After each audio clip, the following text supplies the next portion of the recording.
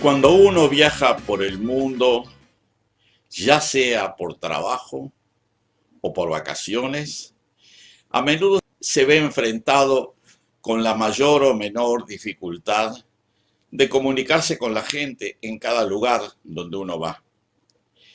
Porque hay que decirlo, las personas en el mundo hablan diversos idiomas y muchas veces no es fácil encontrar una lengua franca o lengua instrumental que permite saltarse las incomprensiones idiomáticas con la gente. Hay algunas lenguas que son comprendidas por muchas personas o que se hablan en muchos países que sirven de intermediarias para que dos personas con incomprensiones idiomáticas puedan comunicarse. Una de ellas es el inglés, que últimamente es lengua franca en muchos lugares del mundo y en menor grado el español o castellano. De todas maneras, los problemas siguen existiendo en muchas partes. En mi caso, uruguayo educado en español y con conocimientos limitados de francés e inglés, adquiridos en la enseñanza secundaria, me vi obligado a reforzar mi plurilingüismo en muchas etapas de mi vida. Para empezar, tuve oportunidad de reforzar mi inglés antes de viajar fuera del país. Y si bien no entendía el inglés hablado, tenía una fuerte base que me sirvió de mucho en el futuro. El idioma francés que había aprendido en mis 4 años de liceo me sirvió para vivir y estudiar en Francia algunos años más tarde. Claro que tuve que fortalecerlo algo más antes de viajar, pero en los hechos, al cabo de 3 años, logré aprenderlo satisfactoriamente.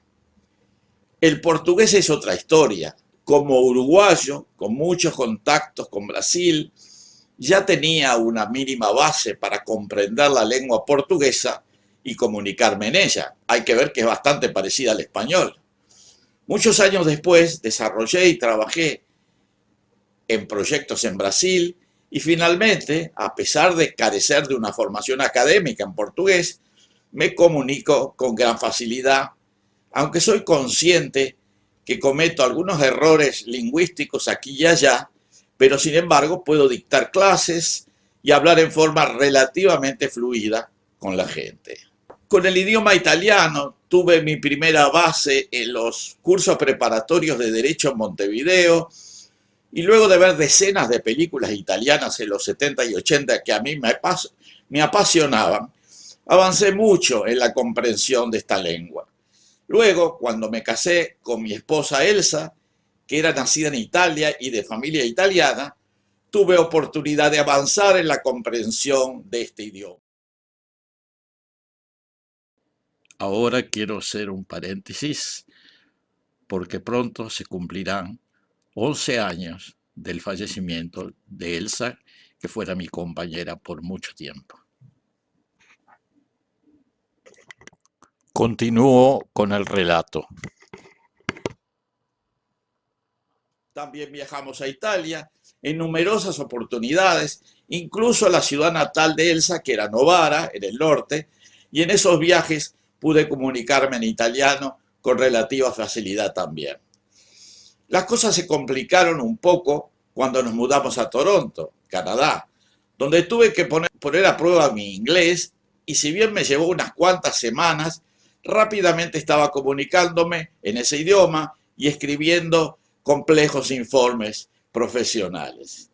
Hay otras lenguas que no pude aprender bien a pesar de mis intentos. Una de ellas es el alemán. Estando en Estrasburgo, donde viví 3 años haciendo mi tesis de doctorado, no tuve más remedio que familiarizarme con el idioma alemán. Los alsacianos hablan un dialecto alemán y Estrasburgo está en la frontera con Alemania.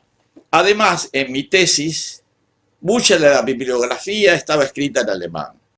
Hice lo que pude, pero mis conocimientos de alemán, a pesar de mi buena voluntad, no pasan de ser bastante elementales. Otro tema completamente diferente es el idioma árabe.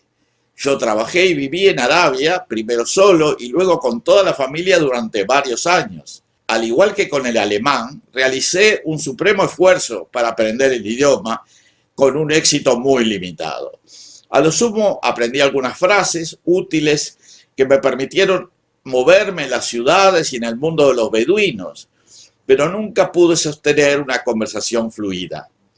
Leerlo es aún más difícil. En árabe las letras se escriben distinto según se encuentran al principio, al medio o al final de la palabra. El sentido de la lectura es de derecha a izquierda y no se escriben las vocales, con lo cual se dificulta la comprensión lectora. Con todo, sobreviví a más de 5 años de inmersión en el mundo árabe y no tendría ningún problema en ir a trabajar o vivir en cualquier país en donde se hable esa lengua. Otra experiencia curiosa es mi conocimiento muy limitado del idioma ruso. En mi adolescencia cayó en mis manos un libro en español para aprender ruso y me dediqué varios meses a estudiarlo y memorizar el alfabeto, los sonidos y las reglas de la lengua. Obviamente nunca tuve oportunidad de practicarlo, pero hace unos 5 años pude viajar a San Petersburgo y me sorprendió que todavía me acordaba del alfabeto cirílico, podía leer los carteles y con un diccionario en la mano pude comunicarme en forma muy limitada, pero suficiente para hacerme entender. Obviamente mi conocimiento de ruso es prácticamente nulo, pero pudiendo leer el alfabeto, que es bastante fonético, la comunicación se hace mucho más fácil. Por otro lado, mucho más arduo, diría imposible, me resultó comunicarme en el idioma chino, ya sea mandarín o cantonés. En China, en donde estuve un mes entero, y estuve varias veces, pero una vez estuve un mes entero recorriendo el país, muy poca gente habla inglés u otro idioma que conociera yo. Tuve que recurrir a los gestos y, por supuesto, al diccionario. Particularmente ahora, eso es posible con la disponibilidad de traductores de Internet. De todas maneras, en China se necesita mucho tiempo, seguramente varios años, para familiarizarse con la lengua. En el otro extremo está el mundo de las lenguas relativamente fáciles para los hablantes de castellano, como el gallego y el catalán. El gallego estándar, que se utiliza en la televisión, es muy fácil para los parlantes de castellano, y aún más si se sabe algo de portugués. En las aldeas, cuando la gente habla rápido, se complica la comprensión. El catalán es bastante más difícil que el gallego, sobre todo para seguir una conversación, pero la lectura de textos en catalán puede ser relativamente accesible, sobre todo si se conoce el francés. El catalán es en cierto modo intermedio entre el castellano y el francés. Hace unos 3 años pude ayudar a mi nieta Lucía en un examen de bachillerato utilizando un libro escrito en catalán. Lucía es hija de mi hija Patricia, que es doctora y vive en Cataluña. Como decía, pude ayudarla con una clase de historia reciente de España utilizando un libro de historia escrito en catalán, lo cual me sorprendió bastante.